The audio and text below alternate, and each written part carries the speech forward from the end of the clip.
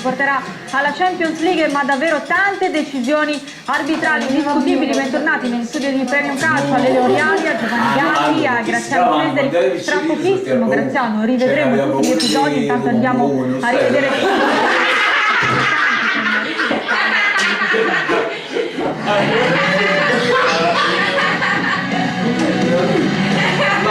il campione d'Italia come primo ostacolo da superare, esordio da Falconeri, corsi per Delio Rossi, il timoniere della Fiorentina che senza Jovetic e Natali si affida alla Roma in mediana con Cerci, seconda punta al 18enne Nastasic come centrale difensivo, accanto a Gamberoni.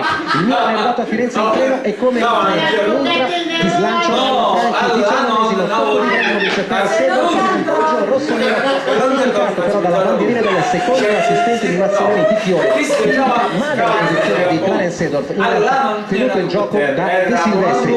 Viola in apnea Rossoneri a giocare a 3 tocchi a ritmi elevatissimi, cerca la giocata da urlo Zlatan Ibrahimovic, il colpo dello scorpione, palla però alta sopra la testa di Boruc.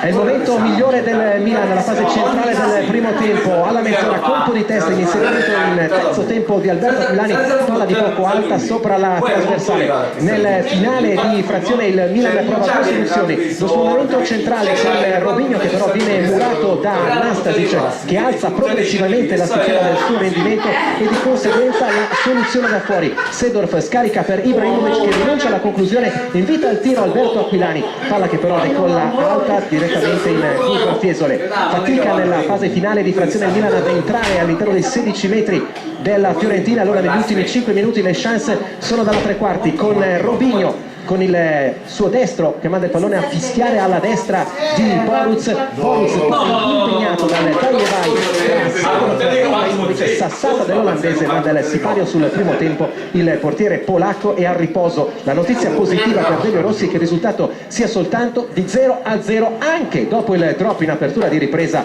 di Nocerino. In controbalzo palla di poco larga, primi cambi dentro nella Fiorentina, Carja e Silva per Cerci e Munari. Nel Milan invece